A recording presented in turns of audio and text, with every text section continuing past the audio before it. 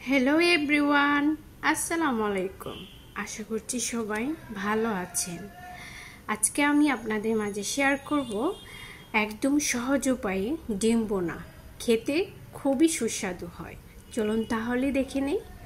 প্রথমে আমি একটা কড়াইতে পরিমাণ মতো তেল দিয়ে নিয়েছি এবং 2টি বড় সাইজের পেঁয়াজ কুচি দিয়ে দিয়েছি। এখন পেঁয়াজগুলো হালকা বাদামি হওয়া পর্যন্ত ভেজে নেব। 3টা কাঁচামরিচ ফালি দিয়ে দিলাম। এখন 1 চামচ রসুন বাটা আর 1 চামচ আদা বাটা দিয়ে দিলাম।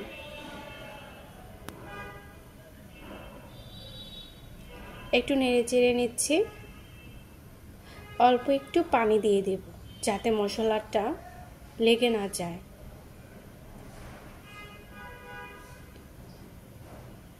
এখন একে একে বাকি মশলাগুলো দিয়ে দিব। হাফ চামচ মরিচের গুঁড়া আর হাফ চামচ হলুদ গুঁড়া দিয়ে দিলাম। আপনারা আপনাদের ডিম কয়টা দিবেন সে অনুযায়ী ঝাল বা মশলা কম বেশি বাড়িয়ে দিবেন বা কমিয়ে দিবেন। হাফ চামচ ধনিয়া গুঁড়া দিলাম। এখন নেড়েচেড়ে দিচ্ছি। যারা আমার ভিডিওটি দেখছেন আশা করছি সবাই একটা লাইক দিয়ে ভিডিওটা দেখা কন্টিনিউ করবেন। যদি ভালো লাগে অবশ্যই like, comment, share and subscribe করে আমার পাশেই থেকে যাবেন। আর যারা অলরেডি এগুলো করেছেন সবাইকে অনেক অনেক ধন্যবাদ। এভাবে ডিম বোনা করা খুবই সহজ, খেতেও কিন্তু খুব সুস্বাদু হয়। অল্প সময়ে এই ডিম বোনাটা করে নেওয়া যায়। এ পর্যায়ে আমি দিলাম একটি টমেটো কুচি। এই যে দেখুন টমেটোটা অনেকটা গলে গেছে, তেলটাও উপরে ভেসে উঠেছে।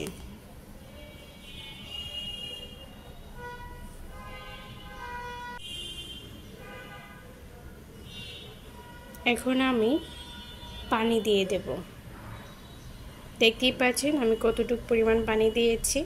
আমি 2টি ডিম বোনা করব সেই অনুযায়ী পানি দিয়েছি।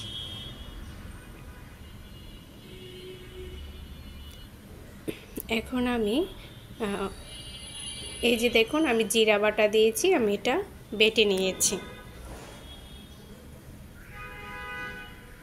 জলটা একটু গাঢ় হয়ে আসলে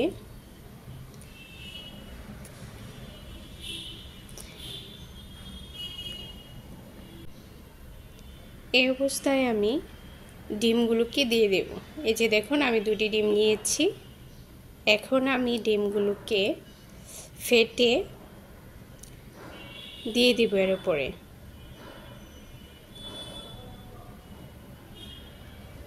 এখন চুলার আঁচটা ফুল দিয়ে ঢাকনা দিয়ে ঢেকে দেব।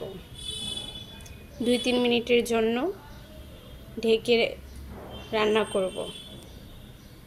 ফিরে আসলাম 2 মিনিট পর। এখন আমি ডিমটা উল্টিয়ে দেব।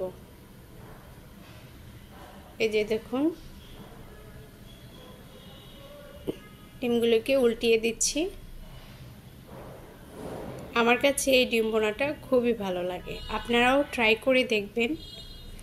খেতে খুবই ভালো লাগে এবং খুবই অল্প সময়ে রান্না করা যায়। এখন ওপরে আমি কিছু পেঁয়াজ কুচি দিয়ে দিলাম। আমি মরিচের পরিমাণটা কম দিয়েছি কারণ আমার মেয়ে খাবে সেজন্য, কারণ ও ঝাল খেতে পারে না, তাই আমি মরিচের পরিমাণটা কম দিয়েছি। আপনারা যে পরিমাণ মরিচ ঝাল খাবেন ও পরিমাণ ঝাল দিবেন।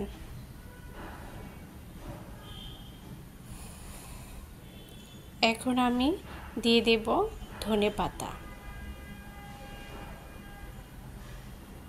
আমার ডিম বোনাটা হয়ে গেছে। আমার এই রান্নার প্রসেসটা যদি আপনাদের ভালো লাগে অবশ্যই কমেন্ট করে জানাবেন আর বাসায় একবার হলেও ট্রাই করে দেখবেন। এই যে দেখুন আমার রান্নাটা কমপ্লিট হয়ে গিয়েছে। এখন আমি একটা বাটিতে সার্ভিস করে নিলাম। দেখুন দেখতে কতটা সুন্দর এবং লোভনীয় হয়েছে। আপনারা বাসায় একবার হলেও ট্রাই করবেন। আজ এই পর্যন্তই, দেখা হবে নতুন একটা ভিডিওতে। সে পর্যন্ত সবাই ভালো থাকবেন। আল্লাহ হাফিজ।